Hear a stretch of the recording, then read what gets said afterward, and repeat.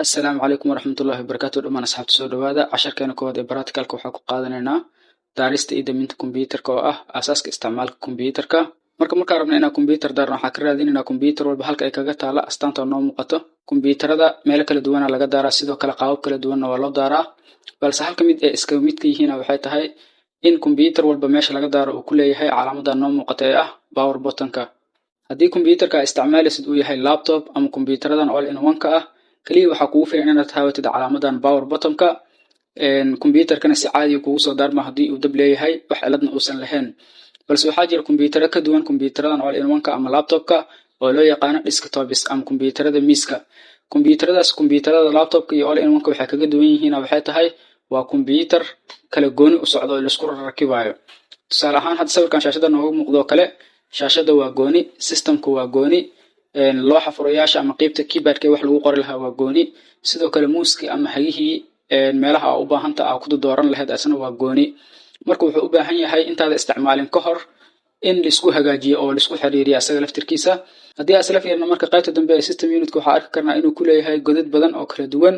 godadkaas oo loogu talagalay inay kaga xiriirsamaan fiilooyinka ka imaanaya qaybaha kale ee kombiyuutarka.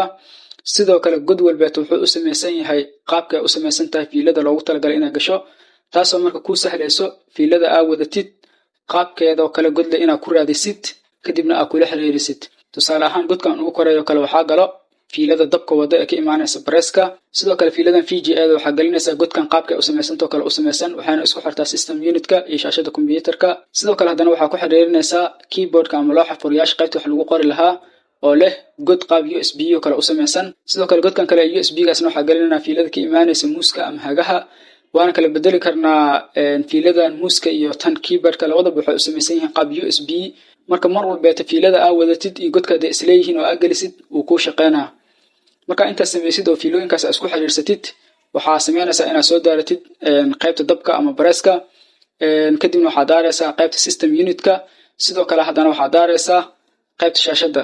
kadib kombiyuutarka si caadi kuugu soo kacaya sida hadda noo muuqato oo kale. waxaana arki karnaa haddii aan fiirino qaybta hoose iyo bidix ee shaashada kombiyuutarka akoonada noogu jira kombiyuutarka. marka waxaa ka dooranaysaa meeshan akoon walba akoonkaa rabtid, kadibna qaybta dhexe ee kombiyuutarka waxaa ka arki karnaa inuu weydiinayo password. hadduu marka password kugu xirnaan meeshaas wuxuu kugu soo qoraa sign in, waa ku dhufanaysaa si caadi kuugu soo kacaa. haddii sidaan oo kale security ku weydiiyana waxaa ku xiran security-gaasaa gelinaysaa, kadibna waxaad taabanaysaa ama aad leedahay enter. marka intaas soo sameyn wuxuuna keenay shaashada koowaad ee kombiyuutarka ee loo yaqaano desktop-ka. maanta marka desktop-kan wax cashar kama qaadanayno, waxaa isku dayaynaa marka inaan damino. si aan u damino marka waxaa taabanaynaa qaybta bidix ee ugu hooseysa shaashada kombiyuutarka ee loo yaqaano start button. kadibna waxaa kasii dooranaynaa calaamadan power button-ka. wuxuu noo soo bandhigaa marka saddexdan option. qaybta kore oo ah inaan sleep gareeno ama loo gareeno kombiyuutarka. sidoo kale qaybta hoose oo ah restart inaan ku sameyno ama inuu kombiyuutarka isdamiye isa soo daaro, iyo sidoo kale qaybta dhexe uu noogu soo qoray shut down. haddii aan meeshaas taabanana kombiyuutarka wuu dami doonaa. sidoo kale xaalad degdeg hadday ku qabsato ama kombiyuutarka uu kaa jaam garow halkan aad ka damin wayso, waxaa isticmaali kartaa meesha marka hore aad kasoo daartay ee calaamada power button-ka aheed aad riixaysaa, sidaasuu ku dami karaa. laakiin inta badan waxaa laga damiyaa ama wanaagsan inaad ka damisid qaybtan, oo qaybtaas ilaa xaalad degdeg ay ku qabsato mooye kombiyuutarka lagama damiyo. casharkeenina intaasuu noo egyahay. wassalaamu calaykum waraxmatullahi wabarakaatuh.